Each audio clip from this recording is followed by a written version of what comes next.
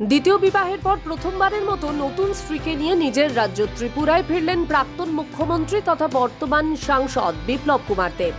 সোমবার মহারাজা বীর বিক্রম বিমানবন্দরে নেমেই তিনি সরাসরি রওনা হন রাজ্যের অন্যতম প্রধান শক্তিপীঠ মাতাবাড়ি ত্রিপুরা সুন্দরী মন্দিরের উদ্দেশ্যে।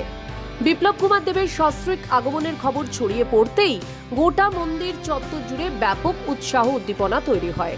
নবদম্পতিকে স্বাগত জানাতে মন্দির প্রাঙ্গণকে বিশেষভাবে ফুল ও আলোকসজ্জায় সাজিয়ে তোলেন কর্তৃপক্ষ এবং অনুগামীরা। এদিন ত্রিপুরা সুন্দরী মায়ের চরণে পুজো ও অঞ্জলি দিয়ে নতুন দাম্পত্য জীবনের শুভ সূচনা করেন বিপ্লব কুমার দেব ও তাঁর স্ত্রী।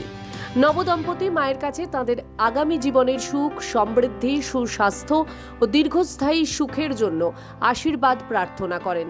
এদিকে প্রাক্তন মুখ্যমন্ত্রী ও তাঁর স্ত্রীকে এক নজর দেখার জন্য মন্দির চত্বরে ভিড় জমান অসংখ্য দর্শনার্থী ও সমর্থক। উপস্থিত সাধারণ মানুষ ও ভক্তরা নবদম্পতিকে আন্তরিক শুভেচ্ছা জানান এবং তাঁদের নতুন জীবনের মঙ্গল কামনা করেন। ত্রিপুরা থেকে দেবাশিস বোসের রিপোর্ট, সিএন ত্রিপুরা।